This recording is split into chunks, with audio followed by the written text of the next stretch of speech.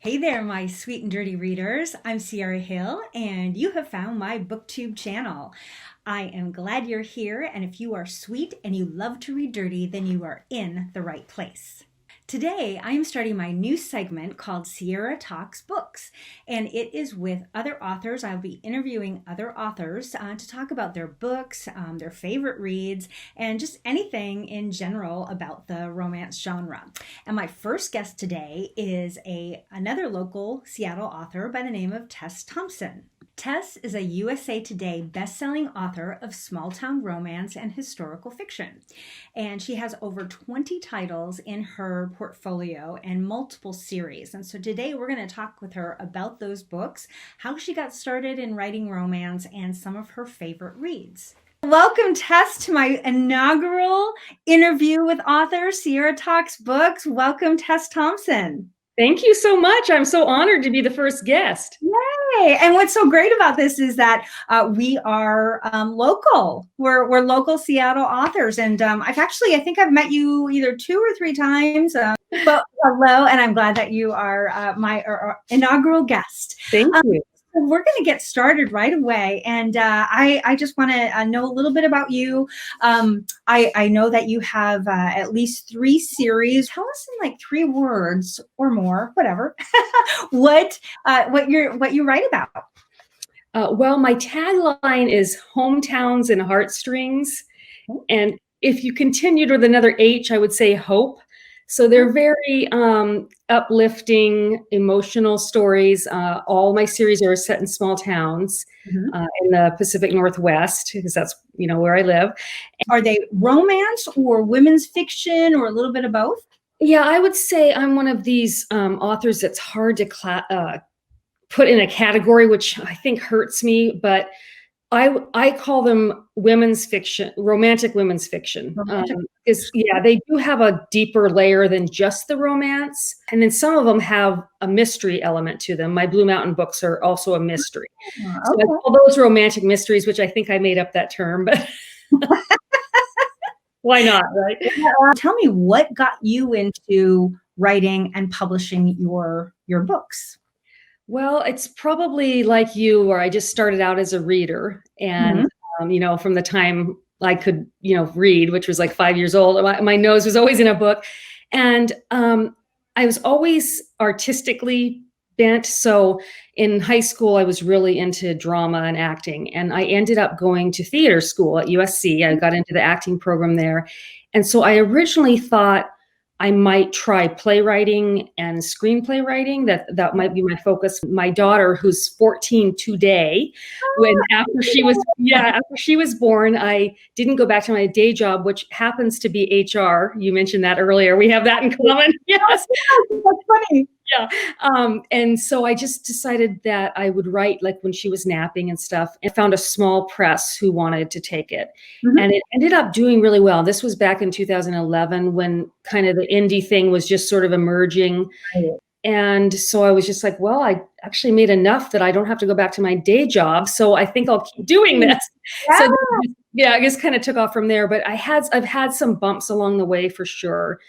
I didn't really know what I was doing. And I realized after I learned so much that I really relied way too much on my publisher. Like, I should have learned the ins and outs of the business way sooner. I was very naive, and I made a lot of mistakes because of that.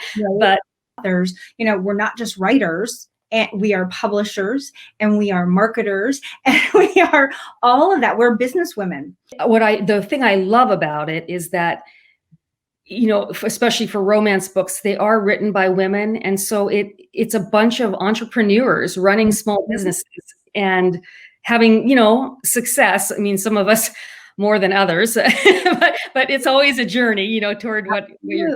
What obstacles what other obstacles have you found that have kept you from doing what you love, or have been those bumps in the road for you?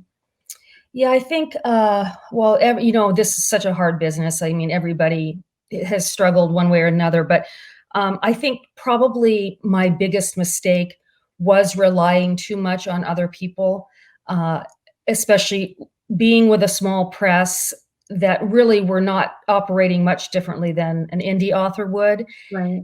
And not learning the ins and outs of the business, more just trusting sort of that they were going to guide my career. And it's probably been my biggest mistake. And it's interesting because it's a lesson I've had to learn in various areas of my life, giving away too much power to other people.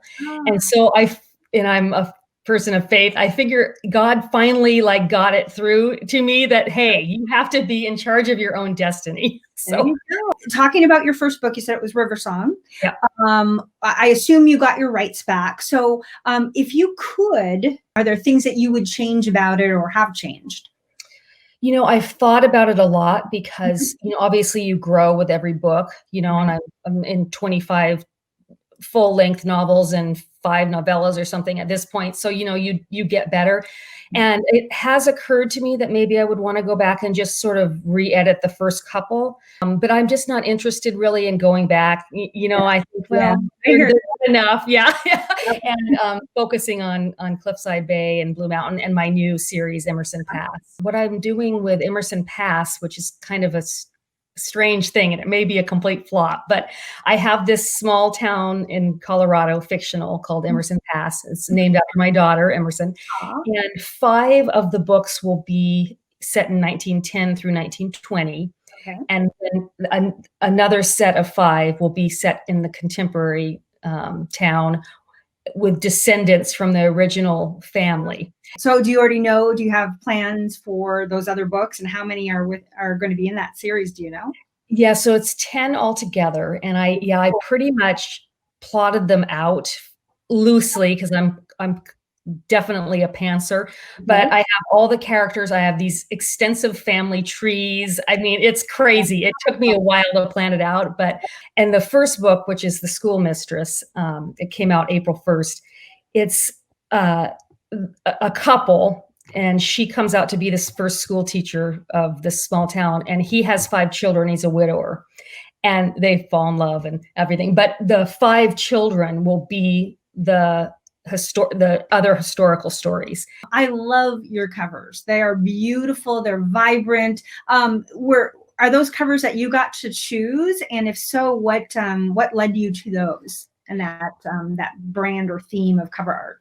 Yeah, so I had the 8 books, that I'd already had published. So when I got the rights back, I redid all the covers, and I use OK Creations, Sarah Hansen. Yeah, and I think a lot of people have worked with her. She's very talented. And then when I did Cliffside Bay, I said, hey, it's going to be a 10-book series, and I just want you to do them all at once. And she said, well, let me think about it. And she sent me an email back a couple of days later. She said, what do you think about flowers? And I was like, yeah, I like flowers. That could work. There is something sexual about them, which kind of lends to the romance. So yeah.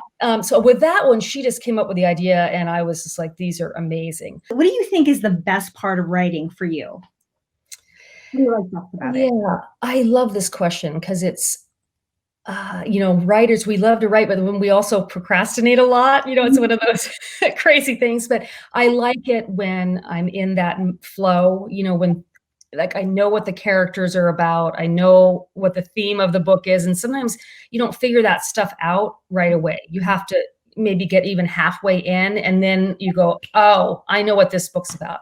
So that's those days when the words just flow and you feel like on top of your game. What time of day do you typically write? When are you most creative? Well, it's weird because it's kind of changed a little bit. I used to, when I first started writing, my kids were little. So I would write either when they were napping or then or later when they were in school. So I got really disciplined about writing in the morning and, just I always had a word count or whatever. My schedule has sort of changed. And I'm writing more often kind of midday to late afternoon and doing more busy work in the morning, but it just depends. It also, if I have stuff I have to take care of in my inbox, I feel that nags at me sometimes. So sometimes I think I'll just get all that done and then I can just be free to write. Right. Where do you write? Do you have an office space? Do you write out on the couch, on the patio? Yeah, I write in my office. I'm lucky to have a really nice home office. I had a friend decorate it for me. So it's has blue walls. It's very peaceful. Extrovert or introvert? I think I'm one of those kind of in between people. Yeah, Harry Potter or Twilight? Harry Potter. Harry Potter. Okay. Yeah. Beach or mountain? Beach. Beach. Oh, and I wish I could be at a beach this weekend. Oh my goodness. What do you like to read? Who are some of your favorite authors or your favorite books?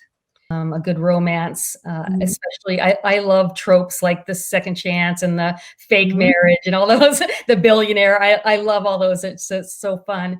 But I also read literary fiction.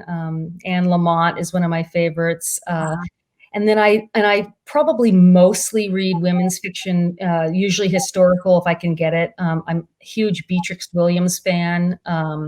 Yeah, like Kristen Hanna and those. Yeah. Have you ever met her, since she's kind of a local author? Mm-mm.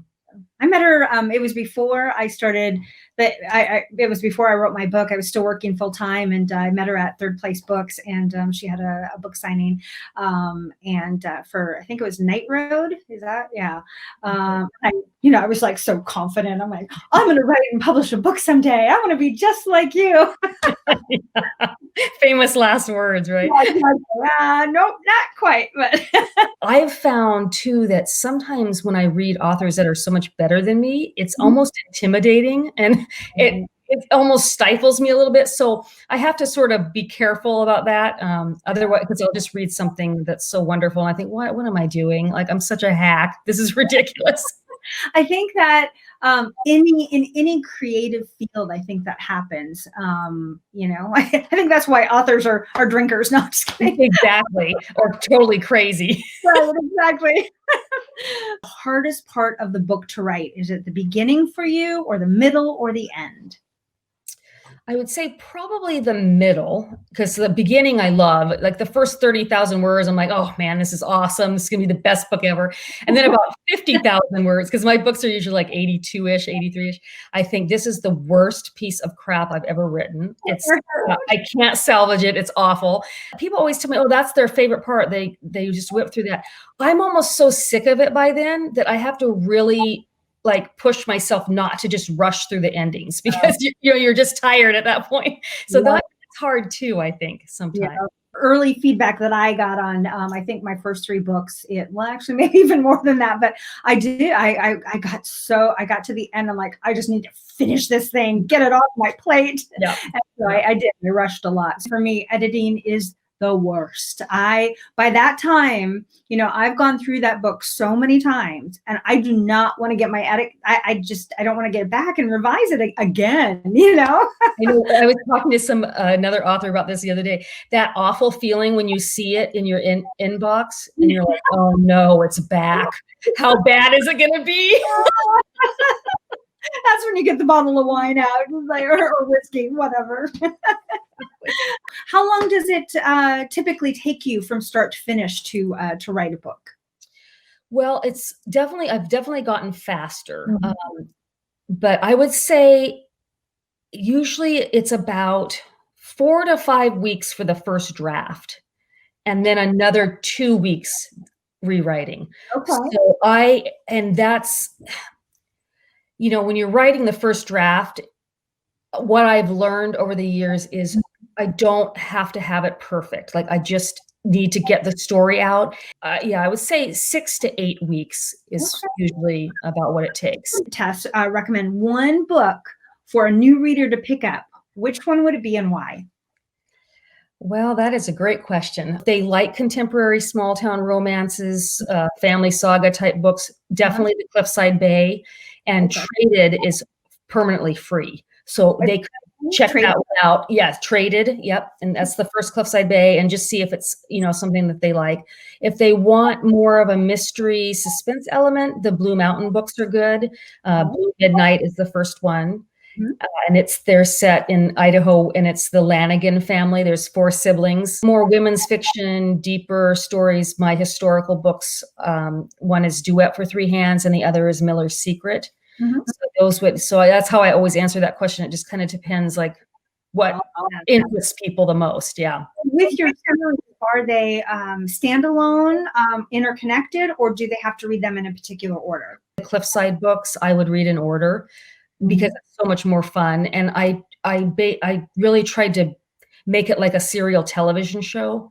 Still get to hear their point of view, only it's through dialogue or whatever. So, yeah, but there's some, you can read them standalone, but I think they're better. Mm-hmm. Oh, that was the other question I was going to ask. Any of your books on audio? Yeah, all 3 of the Blue Mountain books. The 4th book comes out in a couple months, but those 3 are all on audio. Yeah. You made mention that, even with your romance, that your mother can still read them. So how would you categorize your romance element? And is it behind closed doors, fade to black?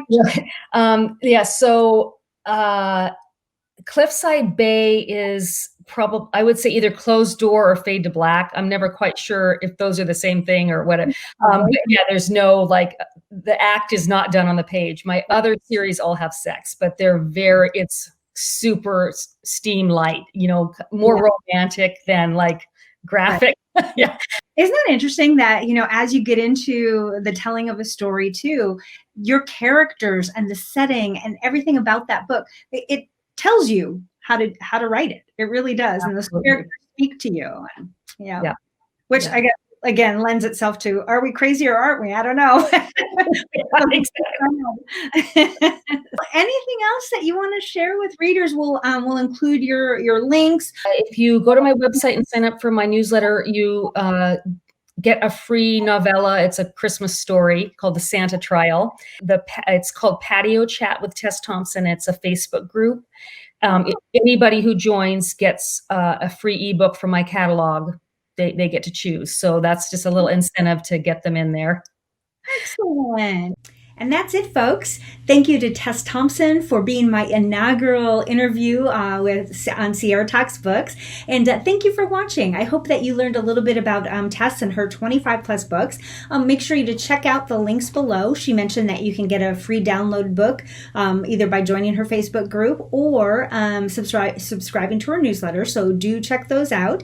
And also make sure to subscribe to my channel because I have a ton of new and upcoming interviews scheduled. So you're not going to want to miss anything. I'm going to be talking to some other authors, also going to be adding some bloggers to the list. So I think you're going to want to join. All right. And until then, thanks again for watching. And remember, be sweet, love hard, and read dirty.